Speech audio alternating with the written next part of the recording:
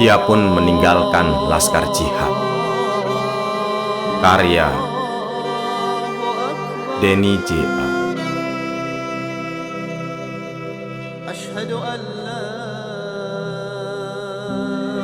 Tasbih itu masih tergantung di dinding, selalu di sana sejak 22 tahun silam. Setiap Adrian menatap tasbih itu, hatinya tetap berdebar, campur sedih, marah, menyesal, kadang menetes air mata. Alwi,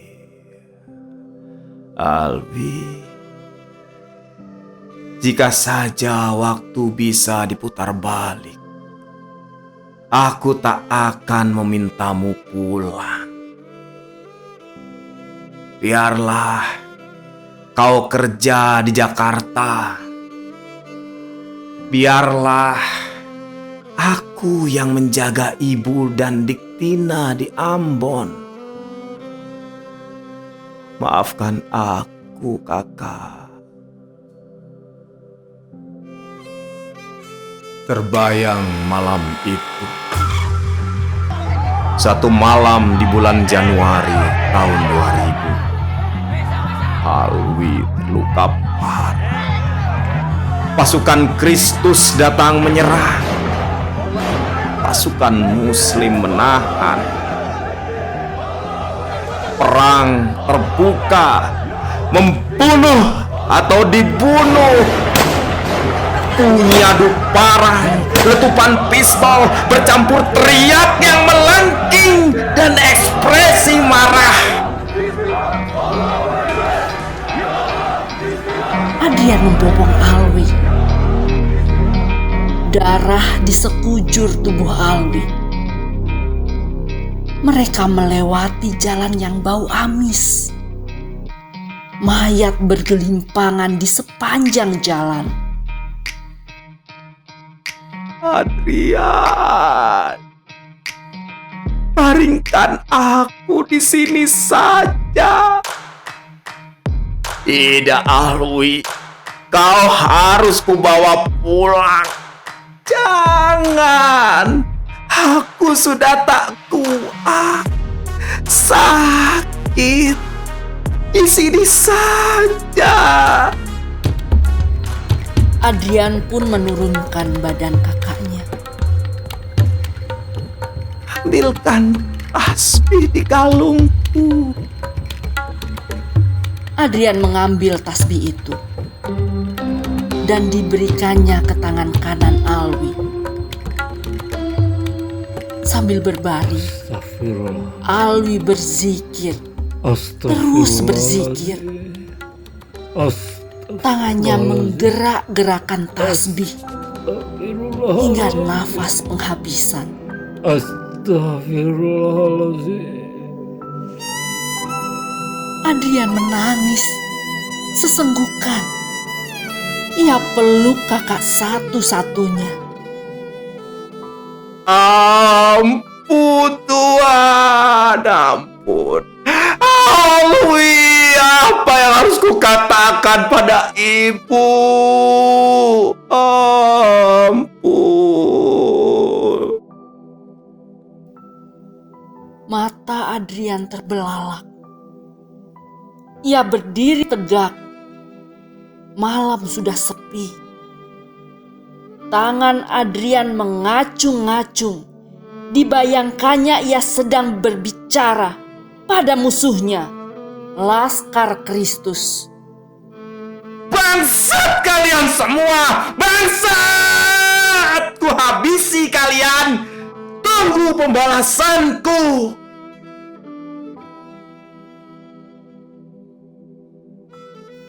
Tasbih Alwi itu Adrian simpan.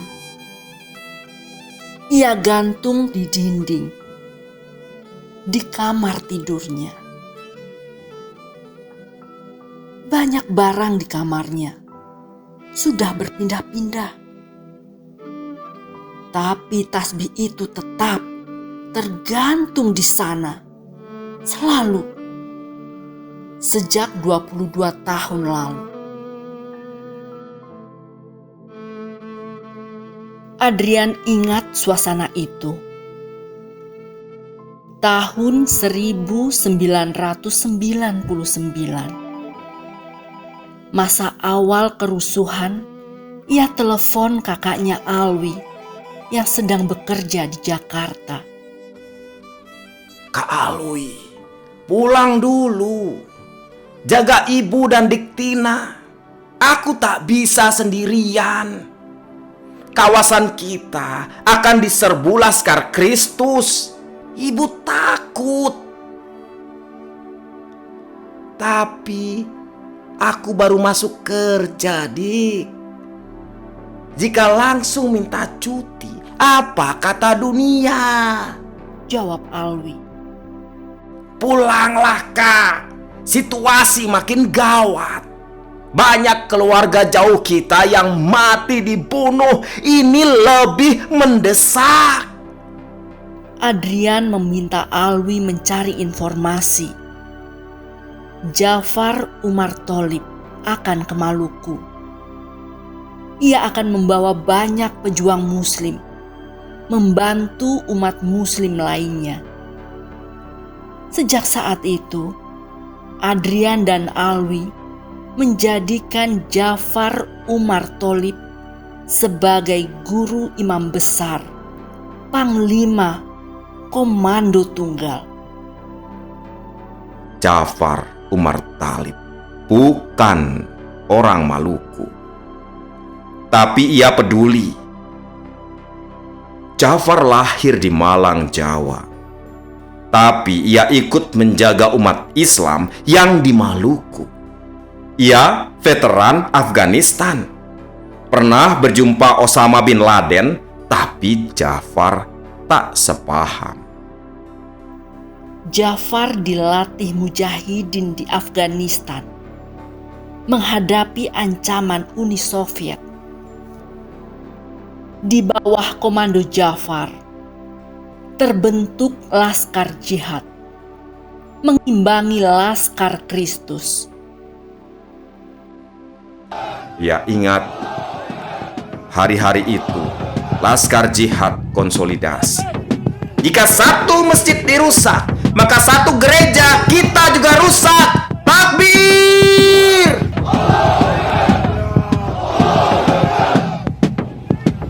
Jika satu muslim dibunuh, satu Kristen kita bunuh juga. Takbir! Mata dibalas mata, nyawa dibalas nyawa. Adrian tak ingat berapa masjid yang hancur. Ia juga tak ingat berapa gereja yang juga hancur. Yang ia tahu jumlahnya puluhan.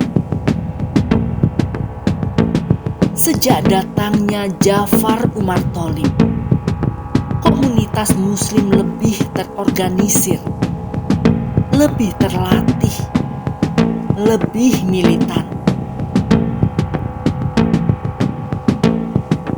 Di bawah komando Jafar, Laskar Jihad meyakini kita berani dan benar, bukan hanya karena kita membela sesama muslim. Kita juga bela NKRI. Mereka itu gerakan separatis. Mereka akan dirikan negara lain, RMS. Kita bela negara. Takbir! Adrian juga mencatat Panglima Jafar keras sekali kepada pemerintah Indonesia. Ia tak suka presiden saat itu yang perempuan.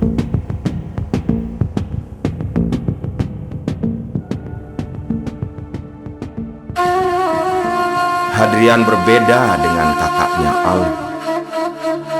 Alwi hanya seorang yang soleh, taat agama.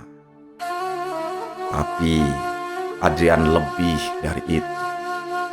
Ia seorang laskar, ia pejuang. Ia ingin lebih menjadi paramiliter. Ia ingin ahli merakit bom, ahli menggunakan senjata, ahli agitasi. Di usia muda 17 tahun, ia bergabung dengan Mujahidin di Seram Ambon. Ia terpilih mengikuti latihan militer. Pernah Adrian latihan di sebuah gunung. Itu Gunung Waisana di Pulau Hitu, Ambon. Pesertanya dari berbagai daerah Maluku, sekitar 30 orang. Kita harus membentuk laskar sendiri. Kita tak percaya polisi Indonesia. Kita tak percaya tentara Indonesia. Kita buat polisi sendiri. Kita buat tentara sendiri. Takbir!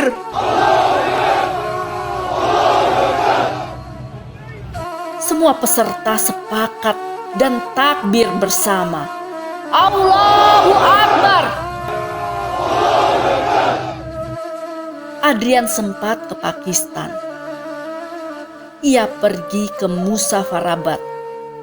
Itu sebuah tempat bernama Baitul Mujahidin. Bersama mujahid lain, ia juga latihan militer di sebuah pegunungan. Alangkah senang hati Adrian. Ia mahir menyerang, ia mahir bertahan. Itu senjata bisa ia operasikan. AK-47, AK-56, SKS, M16, MP5, Grenop. Ia juga ahli soal G2, G3, Sniper, Draganov, DSK 12,7. Subuh itu, di puncak gunung, ia berikrar. Maluku, Maluku, aku akan menjagamu. Wahai Laskar Kristus, aku datang padamu. Aku Adrian, ahli senjata. Aku segera menjadi pimpinan Laskar Jihad. Adrian tak ingat sudah berapa Muslim yang ia bela. Sudah berapa orang Kristen ia bunuh. Yang ia tahu banyak, jumlahnya puluhan. Tapi situasi cepat berubah. Ia sedih sekali. Tahun 2002, Laskar Jihad di Maluku membubarkan diri. Mereka juga menarik 3.000 pasukannya keluar dari Maluku. Senjata harus diserahkan. Panglima Jafar Umar Talib ditangkap. Panglima diadili. Teman-temannya menjadi buronan.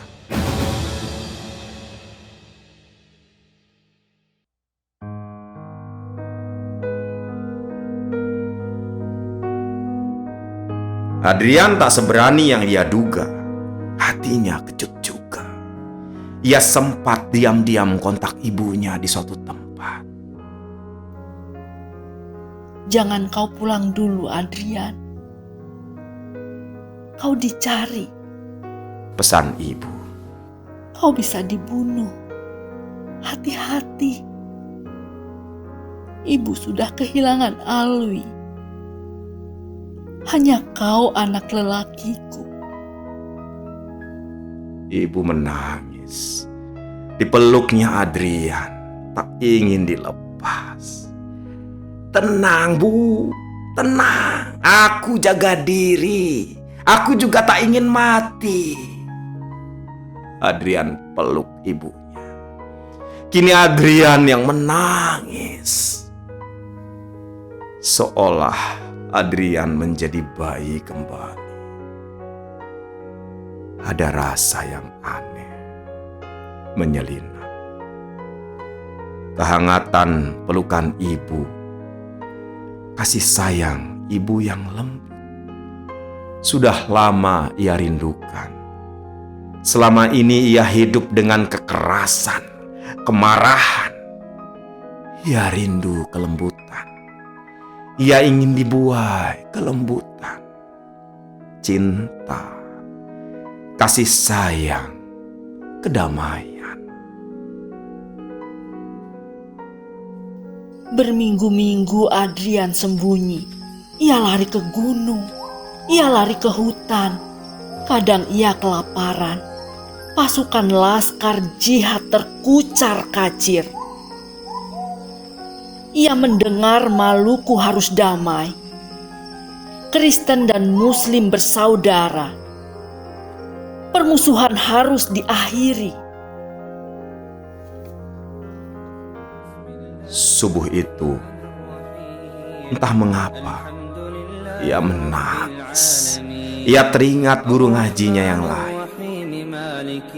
Suara itu datang di hatinya, bergema. Beragamalah dengan lemah lembut.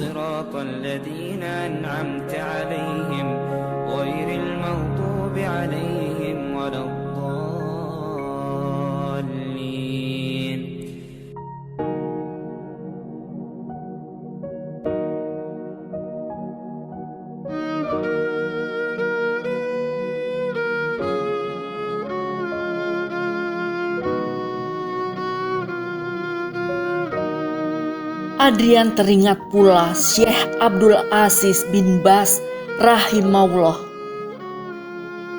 Adrian teringat itu. Zaman ini adalah zamannya untuk berlemah lembut, bukan zamannya bersikap keras. Berdakwalah dengan lemah lembut, sampaikan Islam dengan lemah lembut. Niscaya ia akan sampai ke hati, dari hati ke hati.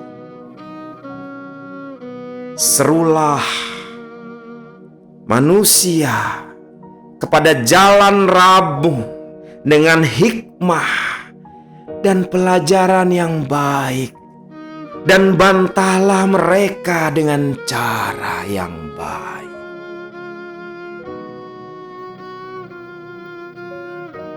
Adrian gelisah. Hatinya menjadi panggung.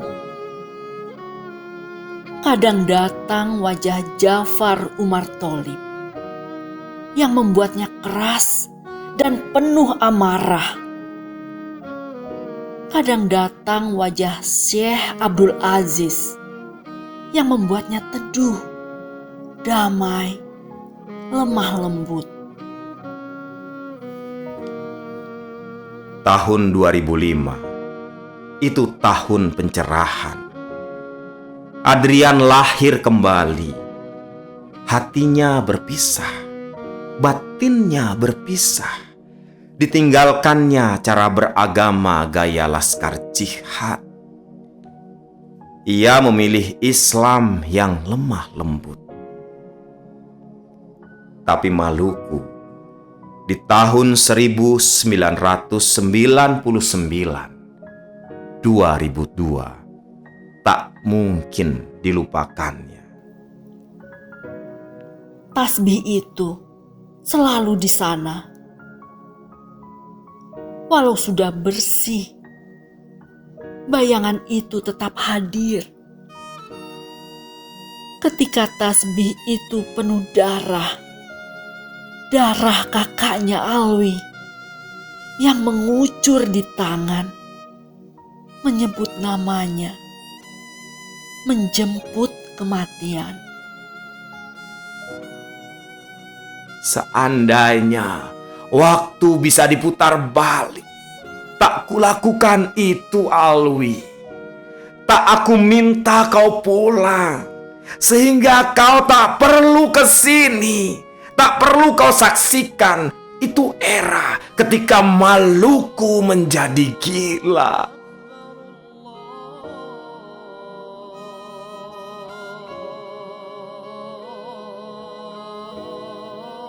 Suara azan subuh memanggil, pelan dan syahdu. Adrian berwudu. Air itu terasa sejuk, membasuh wajahnya, membasuh hatinya. Lezat sekali. Tak pernah ia rasakan damai sedalam ini. Damai sejak ia memilih tafsir Islam yang lemah lembut.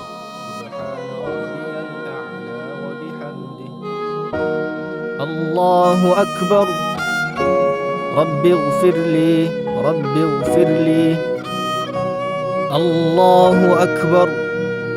Subhana rabbiyal a'la wa bihamdih. Subhana rabbiyal a'la wa bihamdih. Subhana rabbiyal a'la wa bihamdih.